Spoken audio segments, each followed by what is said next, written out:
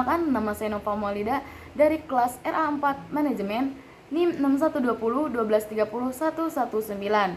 Bertujuannya video ini yaitu untuk memenuhi tugas UAS pengantar teknologi informasi, yaitu mengulas kembali materi-materi yang telah saya pelajari. Baik, untuk materi pertama yaitu pengantar teknologi informasi.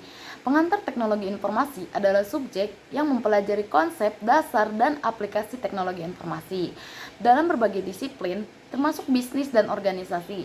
Pengantar teknologi informasi meliputi sejarah, perkembangan teknologi informasi, perangkat keras dan lunak, pemanfaatan, isu-isu terkait, dan tren teknologi informasi.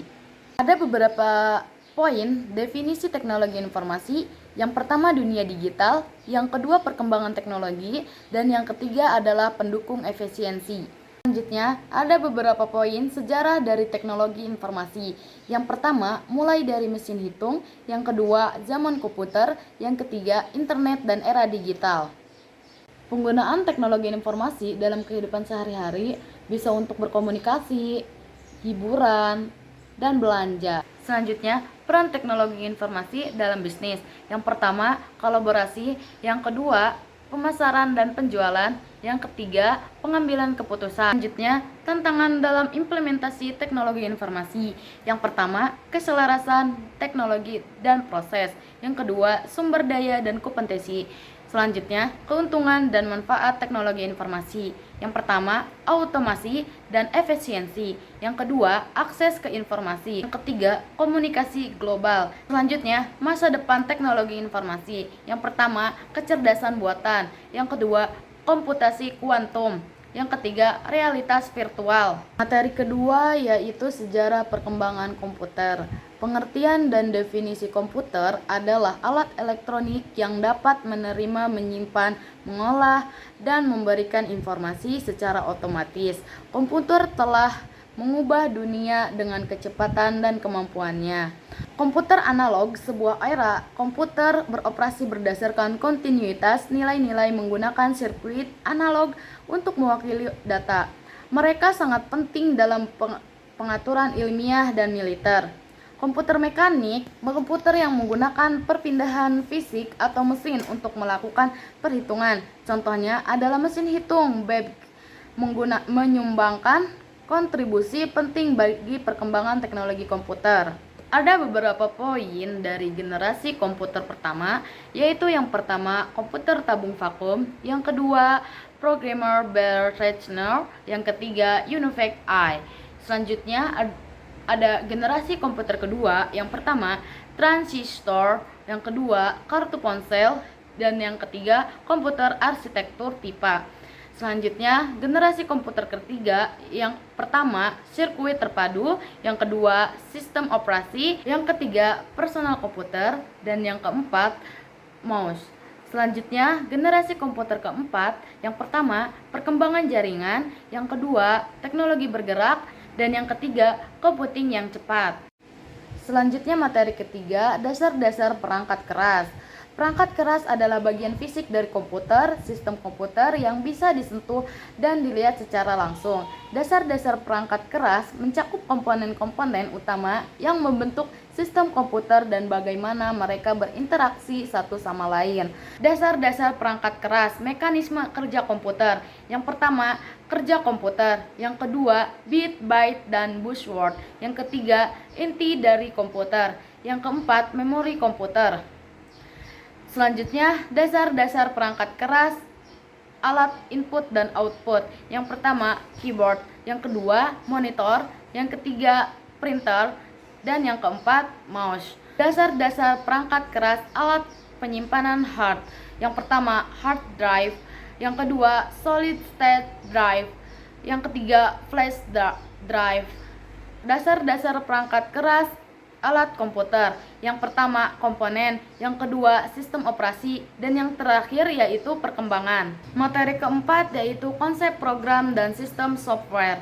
Tujuan konsep program dan sistem perangkat-perangkat lunak memahami struktur, fungsi, dan perilaku perangkat lunak serta memastikan bahwa program yang dibangun dapat memenuhi kebutuhan pengguna dengan efisiensi dan kualitas tinggi. Definisi konsep program dan sistem perangkat lunak merujuk pada standar, prinsip, dan teknik yang digunakan yaitu merancang, mengembangkan, dan memelihara perangkat lunak. Hal ini meliputi proses, metode, dan alat yang melibatkan dalam siklus hidup perangkat lunak. Elemen-elemen konsep program dan sistem perangkat lunak seperti analisis kebutuhan, desain arsitektur, pengkodean, pengujian, pemeliharaan, dan dokumentasi. Elemen ini bagian dalam pengembangan perangkat lunak. Selanjutnya, metode perkembangan program dan sistem perangkat lunak. Yang pertama, waterfall. Yang kedua, agile. Yang ketiga, ops. Selanjutnya, peran analisis kebutuhan dalam konsep program dan sistem perangkat lunak merupakan tahap awal yang penting dalam pengembangan perangkat lunak, melibatkan pemahaman mendalam tentang kebutuhan pengguna dalam pemodelan sistem untuk mencapai tujuan yang diinginkan. Selanjutnya, peran analisis dalam konsep program dan sistem perangkat lunak merupakan tahap awal yang penting dalam pengembangan perangkat lunak, melibatkan pemahaman mendalam tentang kebutuhan pengguna dan pemodelan sistem untuk mencapai tujuan yang diinginkan.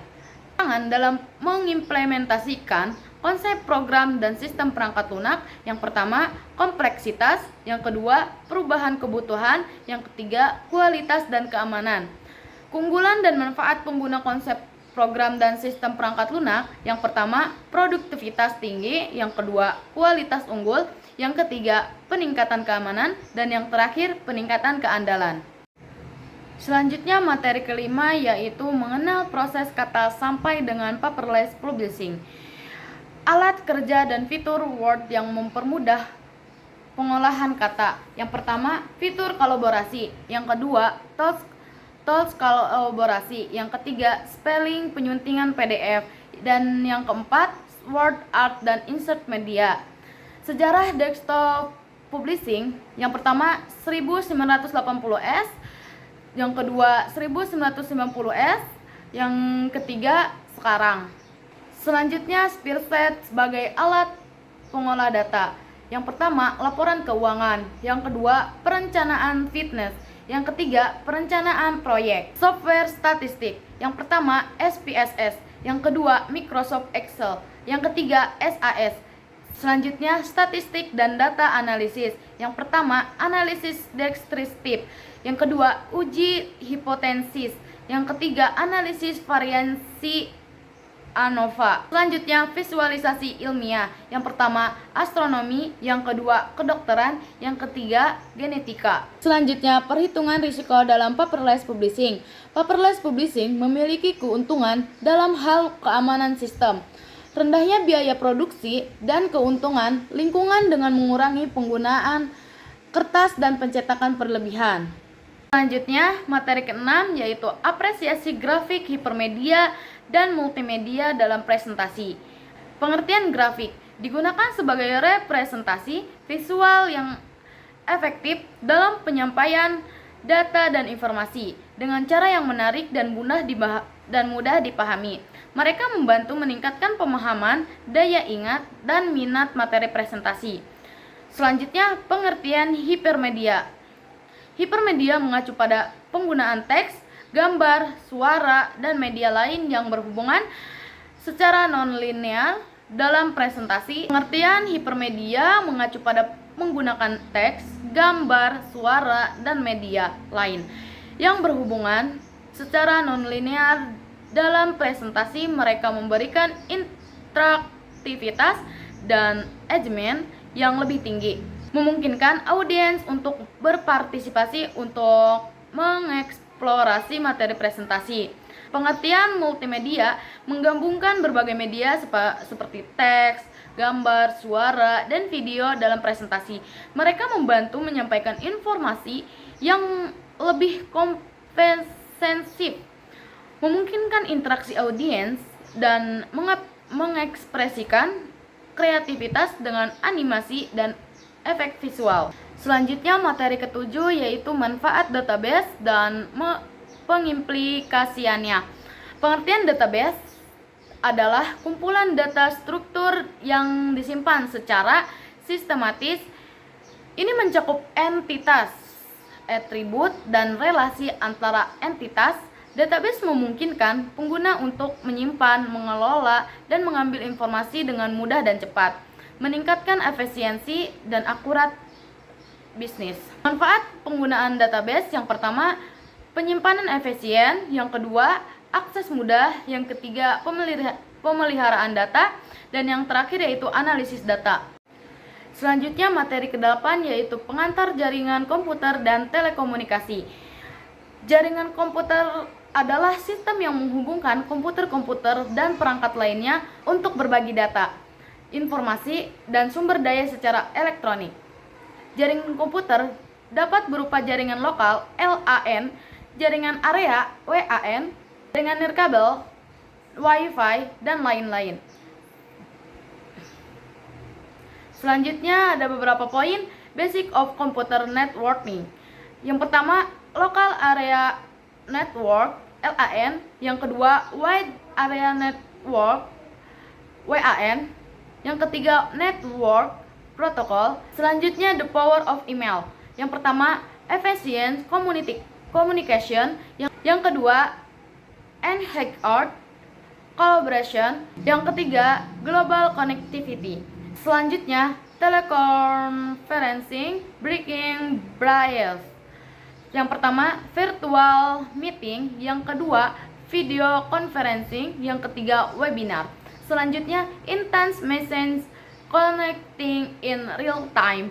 Yang pertama, real time communication; yang kedua, group chat; yang ketiga, virtual presence. Selanjutnya, transforming the world of information. Yang pertama, instant access to information; yang kedua, business efficiency; yang ketiga, internet of things.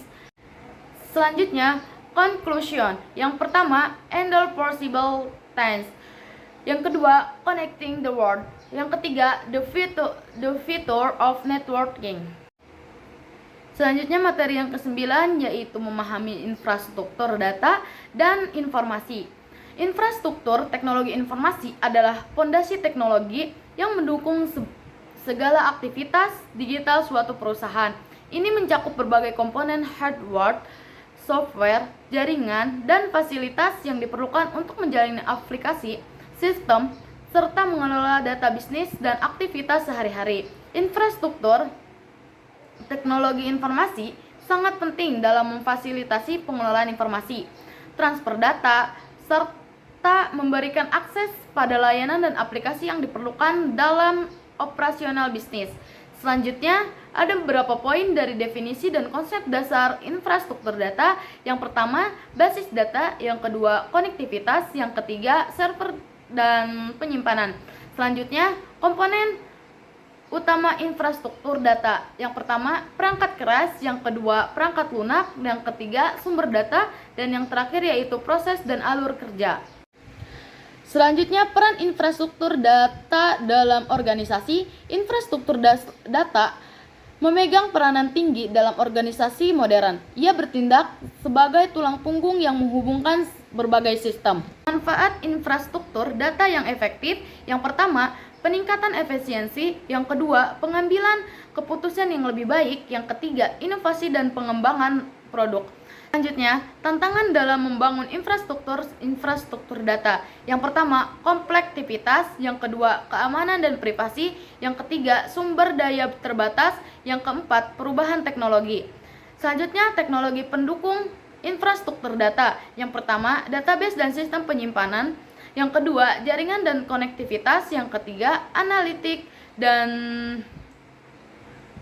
visualisasi data. Selanjutnya, prinsip-prinsip desain infrastruktur data. Yang pertama, scalable dan tahan lama; yang kedua, keamanan dan privasi; yang ketiga, interoperabilitas; yang keempat, efisiensi biaya. Selanjutnya, materi yang ke-10 yaitu pengenalan internet. Internet adalah jaringan global yang menghubungkan komputer dan perangkat-perangkat digital di seluruh dunia. Ini memungkinkan pertukaran informasi dan komunikasi yang cepat dan efisien.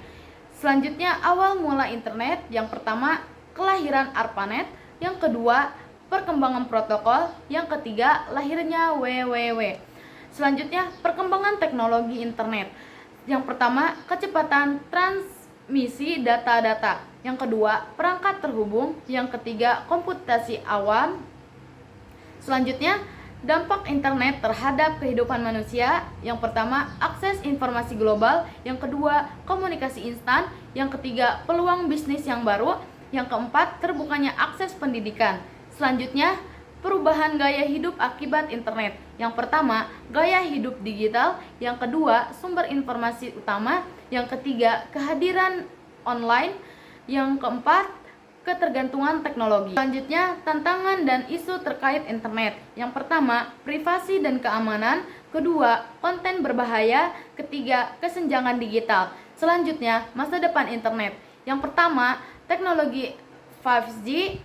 Yang kedua, Internet of Things. Yang ketiga, kecerdasan buatan. Selanjutnya, materi ke-11 yaitu keamanan komputer. Keamanan komputer adalah disiplin yang berfokus pada perlindungan sistem komputer, jaringan, perangkat, dan data dari akses yang tidak sah, pencurian, kerusakan, atau gangguan. Ini melibatkan penerapan berbagai teknologi, kebijakan, dan praktik untuk menjaga integritas, kerahasiaan, dan ketersediaan informasi. Keamanan komputer diperlukan karena berbagai alasan penting yang terkait dengan perlindungan informasi, menjaga integritas sistem, dan memastikan kontinuitas operasional. Mencegah kejahatan komputer memerlukan kedekatan yang komprehensif dan berlapis, edukasi dan pelatihan, dan penggunaan perangkat lunak keamanan. Rancang kebijakan keamanan komputer secara efektif memerlukan pendekatan yang komprehensif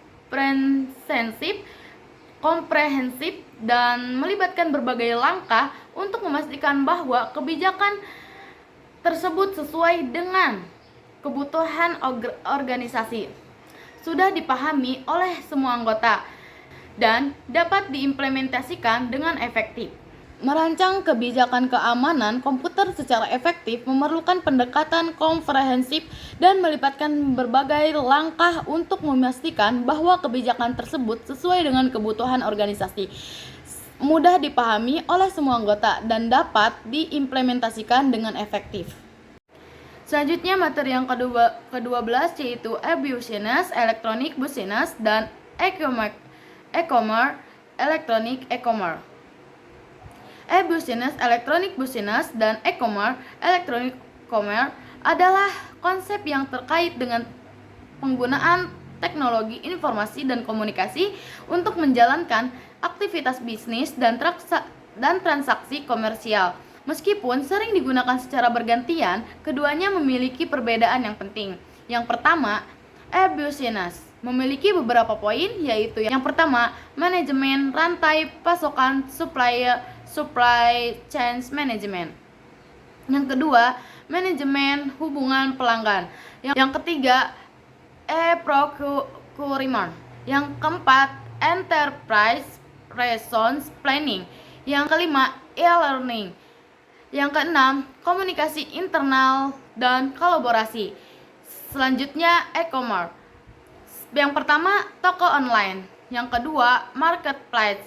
Yang ketiga, pembayaran elektronik. Yang keempat, tiket. Yang kelima, mobil commerce. Yang keenam, digital produk. Selanjutnya, tantangan e-business. Yang pertama, keamanan data. Yang kedua, integritas sistem. Yang ketiga, perubahan teknologi. Yang keempat, manajemen perubahan. Yang kelima, kepatuhan dan regulasi. Yang keenam, biaya implementasi. Selanjutnya, tantangan e-commerce. Yang pertama, keamanan transaksi. Yang kedua, pengelolaan logistik dan pengiriman. Yang ketiga, persaingan yang ketat. Yang keempat, pengalaman pelanggan. Yang kelima, pemasaran digital. Yang keenam, skalabilitas. Yang ketujuh, pengembalian produk. Yang kedelapan, kepatuhan terhadap peraturan. Selanjutnya, strategi e-commerce. Yang pertama, optimasi pengalaman pengguna. Yang kedua, pemasaran digital. Yang ketiga, media sosial. Yang keempat, personalization. Yang kelima, manajemen inventaris dan logistik. Yang keenam, layanan pelanggan dukungan 24. Selanjutnya, pertimbangan dalam e-commerce. Yang pertama, keamanan dan privasi. Yang kedua, kepatuhan hukum dan regulasi. Yang ketiga, analisis dan pengukuran. Yang keempat, optimasi mobil.